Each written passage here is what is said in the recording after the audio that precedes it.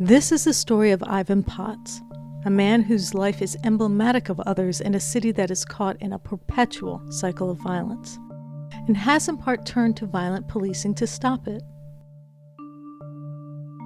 Potts was recently released from jail after charges for possessing a gun in 2015 were dropped. That's because he was arrested by officers of the now infamous Gun Trace Task Force. 7 Baltimore cops indicted by the federal authorities nearly 2 months ago for robbing residents, dealing drugs, and stealing overtime pay. But the move has done little to right the wrongs he suffered at the hands of the system, or to help him rebuild his life.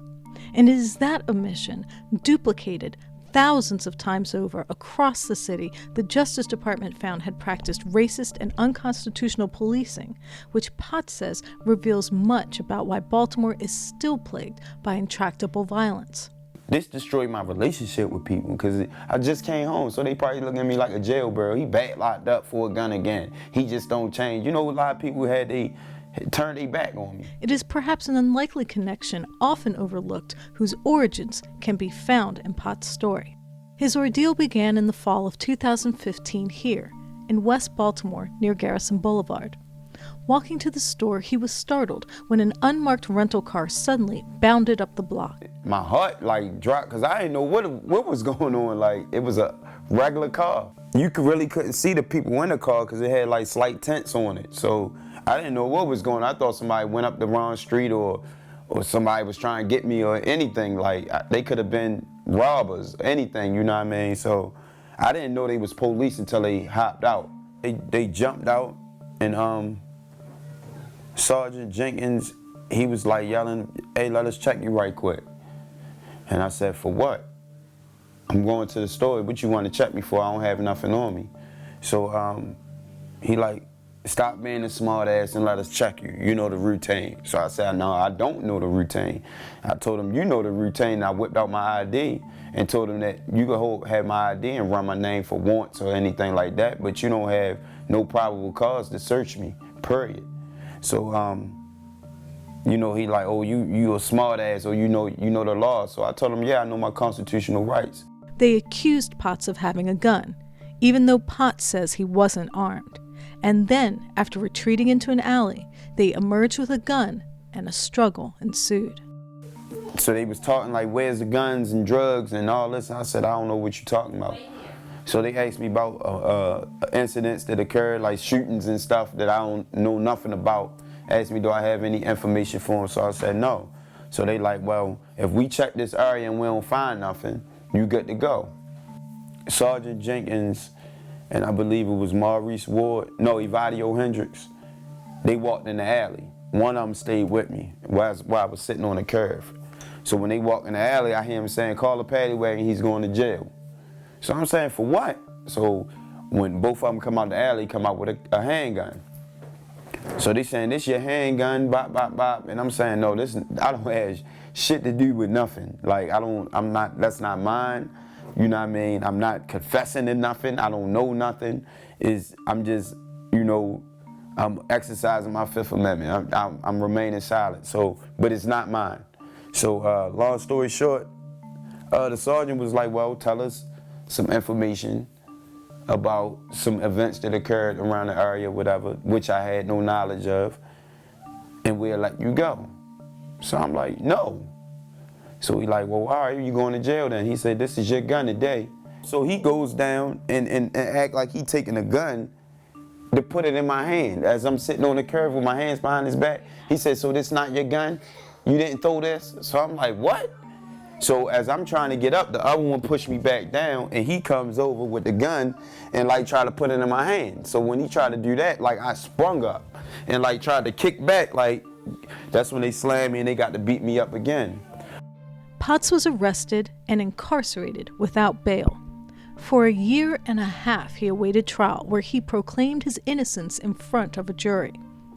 Finally, last year, he was convicted. And my trial was just they just lied, and they said the story. They said basically I was walking down the street.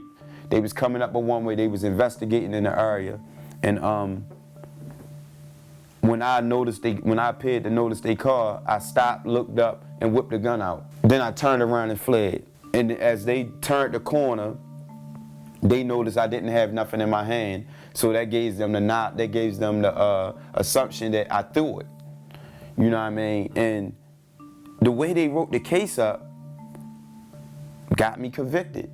In jail, he refused to give up, studying the law so he could file a lawsuit against those officers who arrested him. When I was arrested, and I was I was in pretrial, I was meeting so many dudes that had these officers on their case. And I'm like, what they get you? They said they got me with a gun. But it wasn't mine though. They went in this vacant house and got it.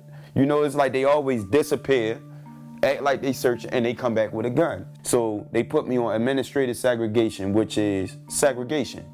You confined, you only get 1 hour of rec a day, and you locked in the cell for 23 hours out of a day. Same thing Khalif Browder was in, sort of, you know what I mean? But, you know, when I say I almost lost my mind, because I was behind the door, going back and forth to court, my case keep getting postponed because the officer's not showing up. It was a solitary, man. And I think, like, it's a lot of people that they throw them behind them doors and they just forget you. That's why when I seen the Khalif Browder story, it was like touching because I've been through it. I know how it feel to be stuck in the cell for months and months or years without communication. Like it literally played tricks on your mind.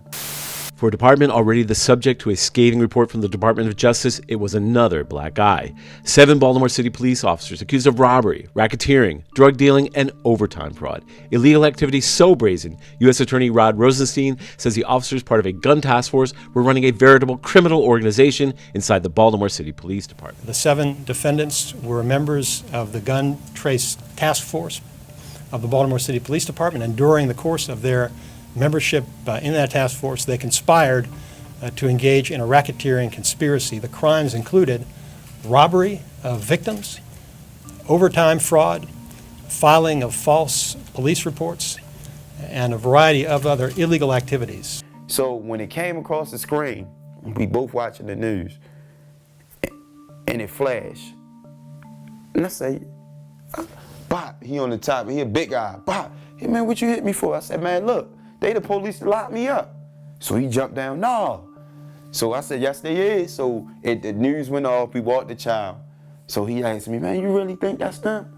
I said, man, that's them. I know they faces when I say it. So we got back to the cell and the 6 o'clock news came on. And they showed them, and I showed them the paper, and we just was celebrating, hugging each other. Man, you did it. You got it. And we was just celebrating, you know. And I was just like, I felt like a load was lifted off my shoulder. So, you know, before my attorney contacted me, I just started filing my own papers. Motion for new trial, habeas corpus. I just started filing everything, you know what I mean? But as he talked about his struggle, it's clear the damage to Potts is deep. He has yet to see his daughter, and job prospects are dim. And worse yet, there are few places for him to turn. But that's how a lot of us get sucked back in, because we come home with nothing. And then we got to depend on our families, and our families don't have nothing. Which is why veteran reporter Sean Yost of WEA's First Edition says the city needs to make formal amends to people like Potts. We've reported on story after story after story of people who have been harmed, unequivocally harmed in multiple ways. So it just began to seep into my consciousness, into my spirit, that people need to be repaired from the damage that was done primarily during the zero tolerance policing policy implemented by Martin O'Malley in 1999. And then there was even beyond zero tolerance. I mean, we see the cases day after day. The case of Ivan Potts, the most recent one. So where do these people go to get repaired? And I just thought that, I think that if we begin to make it a conversation and open up a forum for people to begin to talk about what their ordeals were, what their experiences were, that somehow you have to attach a dollar figure so that these experiences will not be so it won't be something that's so regular, that's so ordinary. Ultimately, the community needs formal control over the police department in the form of a legal panel that would hire and fire the police commissioner, a body that would allow real reform to occur. It's an idea that Potts embraces, even as he tries to pick up the pieces of a life that his city's penchant for punishment has torn asunder. When I was incarcerated, I felt like the world turned their back on me. I haven't talked to my daughter yet. I haven't talked to my daughter since I've been incarcerated.